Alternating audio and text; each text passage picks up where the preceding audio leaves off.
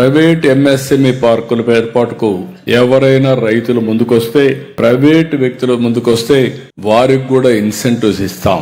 అవన్నీ కూడా మీరు గుర్తుపెట్టుకోవాల్సిన అవసరం ఉంది. ఇక్కడే శ్రీ సిటీ ఉంది. దేశంలో నెంబర్ 1 పార్క్ గా ఈరోజు శ్రీ సిటీ తయారైందంటే దానికి కారణం అక్కడ డెవలప్ చేసే మేనేజ్మెంట్ అని చెప్పి నేను మీకు తెలియజేస్తున్నా. అలాంటి వాళ్ళు ముందుకు రావాల్సిన అవసరం ఉంది. 1 ఫ్యామిలీ 1 ఆంటర్ప్రెన్యూర్ లక్ష్యం. పోయిన సంవత్సరం ఒక మెసేజ్ ఇచ్చాం. డాక్రా సంఘాలు నాకు దగ్గర, నేనే ఆ డాక్రా సంఘాలను ఏర్పాటు చేశాం. వాళ్ళ మీద నాకు ఒక విశ్వాసం, ఒక నమ్మకం కూడా. ఈ రోజు వాళ్ళ దగ్గర మీరు చూస్తే 28,000 కోట్ల రూపాయలు కార్పస్ ఉంది, సేవింగ్స్ ఉన్నాయి. 50,000 కోట్ల రూపాయలు రుణాలు తీసుకొని ఒక్క పైసా కూడా ఎగ్గొట్టకుండా 99.9% రికవరీ ఉంది.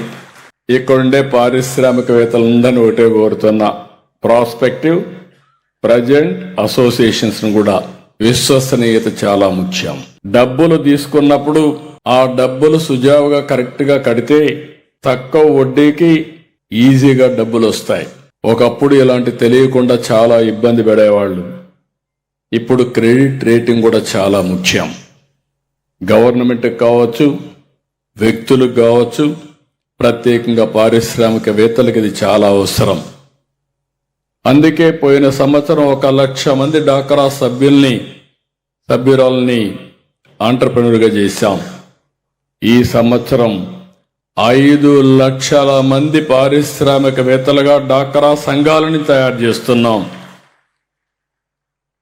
మహిళా స్వయం సహాయ సంఘాల ఉత్పత్తులన్నిటికీ కామన్ బ్రాండ్ పేరు తీసుకొచ్చాం.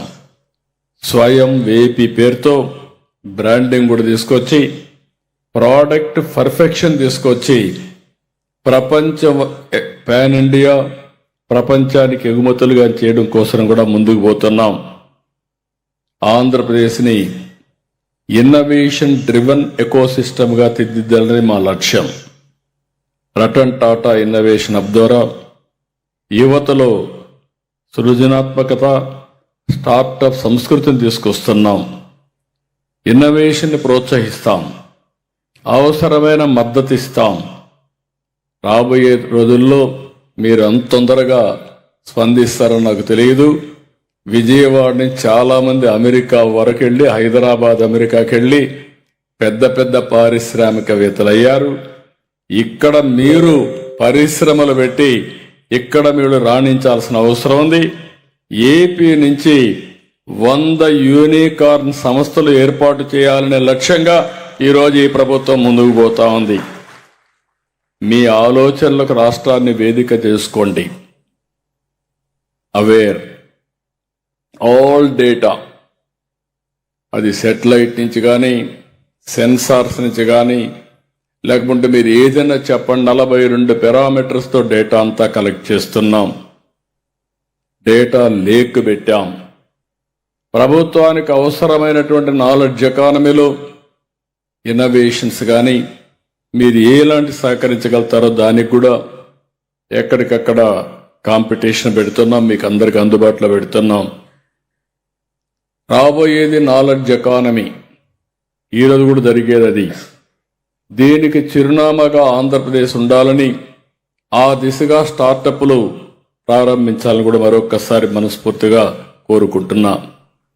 గ్రామీణ ప్రాంతాలకు టెక్నాలజీ తీసుకెళ్లాలనే లక్ష్యంతో స్మార్ట్ విలేజ్ సెంటర్లను ప్రారంభించాం. విలేజ్ టు గ్లోబల్ మార్కెట్ మా vision. Kia, Google, Arcelor steel, defence వంటి సంస్థలకు అనుబంధ పరిశ్రమలు ఏర్పాటు చేసుకునే అవకాశాలు ఉన్నాయి. ఎంఎస్ఎంఈ ఎకో సిస్టమ్స్ క్రియేట్ చేసుకోవాల్సిన అవసరం ఉంది.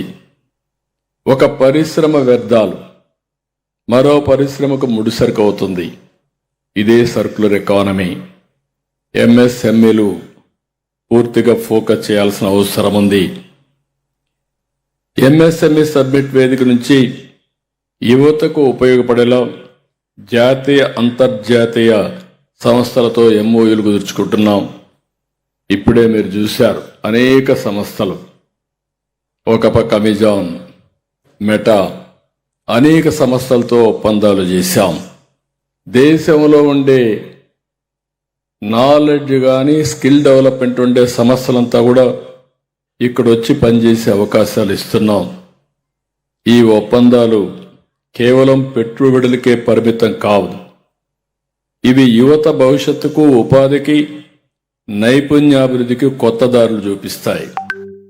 ప్రపంచం వేగంగా మారుతా ఉంది, టెక్నాలజీ మారుతా ఉంది, ఉద్యోగాల స్వరూపం మారుతా ఉంది.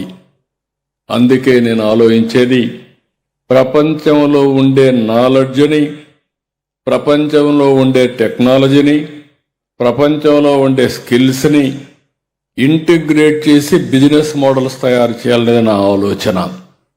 ప్రపంచంలో ఉండి ఇవన్నీ తీసుకొచ్చి దానికంటే ప్లస్ చేసి ఈ రాష్ట్రంలో ఉండే యువతకు అందజేయడం నేను ఒక బాధ్యతగా పెట్టుకున్నానని చెప్పి కూడా నేను మీ అందరికీ విజ్ఞప్తి చేస్తున్నా. పరిశ్రమలకు అవసరమైన నైపుణ్యాన్ని యువతకు అందించి రాష్ట్రాన్ని స్కిల్డ్ స్టేట్గా చేస్తున్నాం. మెటా, అమెజాన్ వంటి ప్రపంచ స్థాయి సంస్థలు ఇప్పుడే చెప్పాను. ఇంకొక పక్కన మీరు చూస్తే AI, metallurgy, logistics, green energy, aviation, agriculture, ఇలాంటి సమస్యలన్నీ కూడా నేను ఆలోచించే విధానం, నాలెడ్జ్ ఉండాలి, దానిపైన టెక్నాలజీ అనుసంధానం చేయాలి, దానికి బిజినెస్ మోడల్స్ తయారు చేయడానికి ఇన్స్టిట్యూషన్స్ ఆఫ్ ఎక్సలెన్స్ కానీ, లేకపోతే డీమ్డ్ యూనివర్సిటీస్ కానీ, ఇవన్నీ కూడా ఎస్టాబ్లిష్ చేసి ప్రైవేట్ సెక్టర్ని పూర్తిగా ఇన్వాల్వ్ చేస్తున్నాం. అది చేసినప్పుడు వాళ్ళకుండే అనుభవంతో, అది కూడా కాకుండా మొత్తం గ్లోబల్ కంపెనీస్ కూడా అనుసంధానం అయితే చాలా పెద్ద ఎత్తున యువతకు ఉపయోగపడే పరిస్థితి వస్తుంది. అమరావతిలో bits Pilani one of the best latest campus వస్తూ ఉంది. రాబోయే 3 ఏళ్లలో మీరు చూస్తే మెయిన్గా వాళ్ళు ఫోకస్ చేసేది ఏఐ పైన, క్వాంటమ్ పైన, లేటెస్ట్ టెక్నాలజీ పైన ఫోకస్ చేసే పరిస్థితికి వస్తున్నారు. యువత గ్లోబల్ నాలెడ్జ్, గ్లోబల్ టెక్నాలజీని నేర్చుకుని ప్రపంచ స్థాయిలో పోటీ పడేలా చేస్తాం. ఒకవైపు ఇన్ఫ్రాస్ట్రక్చర్ అభివృద్ధి, మరొక వైపు ఫైనాన్షియల్ కనెక్టివిటీ, ఇంకొక వైపు అపారమైన అవకాశాలు. ఈ 3 కలిస్తే అభివృద్ధికి కొత్త దిశ ఏర్పడుతుంది. ఈ సందర్భంగా రాష్ట్రంలో ఉండే 3 వర్గాలున్నాయి. పెద్దవాళ్లతో సమానంగా టీనేజర్స్, రెండోది జెన్ ఆల్ఫా, మూడోది జెన్ జీ. ఈ ముగ్గురికి కూడా ఆలోచనలు డిఫరెంట్గా ఉంటాయి. జనరేషన్కు యాస్పిరేషన్లు మారుతూ ఉంటాయి. ఇప్పుడు చిన్నప్పుడే సెల్ ఫోన్తో అలవాటు అయిపోయింది కాబట్టి ఎవరైతే టీనేజర్స్ ఉన్నారో అప్పుడే ప్రారంభమవుతున్నారు, వాళ్ళు కూడా ఇన్నోవేషన్ స్టార్ట్ చేయ పరిస్థితికి వచ్చేసారు. ఇంకొక పక్కన మీరు చూస్తే జెన్ ఆల్ఫా చూస్తే వాళ్ళలో కూడా ఇమాజినేషన్లో ఎక్కడికక్కడ ఊహించుకుంటా ఉంటాం. జెన్ జీ వాళ్ళు కూడా that is the best age according to me. వాళ్ళందరికీ నేను ఒకే విషయం చెప్తున్నా, మీకు ఏ స్కిల్ కావాలో చెప్పండి, మీకు ఏ రంగంలో ఆసక్తి ఉందో చెప్పండి, మీ ఆశయాలేంటో చెప్పండి, మీరు ఏ విధంగా చదువుకుంటారో కూడా చెప్పండి. ఈ ప్రభుత్వం పూర్తిగా మీకు అండగా ఉంటుంది. మీ శక్తి సామర్థ్యాలను ఉపయోగించుకుంటాం. మీ కలలు నిజం చేసే బాధ్యత మేము తీసుకుంటాం. మనం ఎప్పుడూ కొత్త టెక్నాలజీ నిరంతరం నేర్చుకోవాలి. ప్రపంచ మార్పులకు అనుగుణంగా ముందుకు సాగాలి. ఇది నిరంతర ప్రక్రియ. మనం ఒత్తిడి మధ్య పనిచేయడం కరెక్ట్ కాదు. సంతోషకరమైన వాతావరణంలో పనిచేయాలి. ఇష్టపడి పనిచేస్తే కష్టం ఉండదు. ఈ విషయం అందరం కూడా గుర్తుపెట్టుకో. చదువుకునే దగ్గర నుంచి ఏ పని చేసినా ఇంటి పని చేయడం దగ్గర నుంచి అందరం కూడా దీన్ని అలవాటు చేసుకోవాల్సిన అవసరం ఉంది. అప్పుడే జీవితాన్ని మనం ఎంజాయ్ చేయగలుగుతాం. అప్పుడే హైయెస్ట్ ప్రొడక్టివిటీ వస్తుంది. యువతకు టెక్నాలజీ ఎంత ముఖ్యమో అందరికీ ఈరోజు టెన్షన్ వరల్డ్లో ఉన్నాం మనందరికీ యువతకు కానీ మనకు కానీ టెక్నాలజీ అవసరం. అదే సమయంలో ఆధ్యాత్మిక దృక్పథం కూడా అవసరం. ఈ విషయాన్ని పదే పదే నేను ఎందుకు చెప్తున్నానంటే వ్యక్తి అభివృద్ధి ఆధ్యాత్మిక సమతుల్యత కలిగి ఉన్నప్పుడే జీవితం అర్థవంతం అవుతుంది. ఆంధ్రప్రదేశ్ని దేశంలోనే అత్యుత్తమ స్కిల్, నాలెడ్జ్, ఇన్నోవేషన్ హబ్గా తీర్చిదిద్దాం.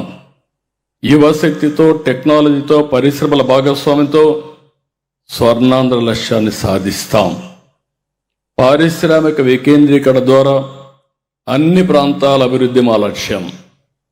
ఒక విశాఖపట్నం, వెస్ట్ గోదావరి జిల్లా వరకు, వెస్ట్ గోదావరి నుంచి ప్రకాశం వరకు అమరావతి రీజియన్, తిరుపతి నుంచి నెల్లూరు నుంచి కర్నూలు వరకు తిరుపతి రీజియన్. ఒక్కొక్క రీజియన్లో ఒక అడ్వాంటేజెస్ ఉన్నాయి. ఈరోజు విశాఖపట్నం డేటా సెంటర్ హబ్గా తయారైంది. మీరు ఊహించుకుంటే నాకే ఆశ్చర్యం వేస్తుంది. ఇండియాకు నెంబర్ 1 కాకుండా ప్రపంచానికే డేటా సెంటర్లో హబ్గా తయారయ్యే అవకాశం విశాఖపట్నానికి వచ్చే పరిస్థితి వచ్చింది. ఏఐ వస్తూ ఉంది, అనేక కంపెనీలు వస్తున్నాయి. ఈరోజు స్టీల్ సిటీ వస్తూ ఉంది, అల్యూమినియం సిటీ వస్తూ ఉంది. రేర్ మినరల్స్, ఎర్త్ మినరల్స్ ఏవైతే ఉన్నాయో అవన్నిటికి హబ్గా కేంద్రంగా తయారయ్యే పరిస్థితి వచ్చింది. టూరిజం, ఫార్మా ఇవన్నీ పెద్ద ఎత్తున పోతున్నాం.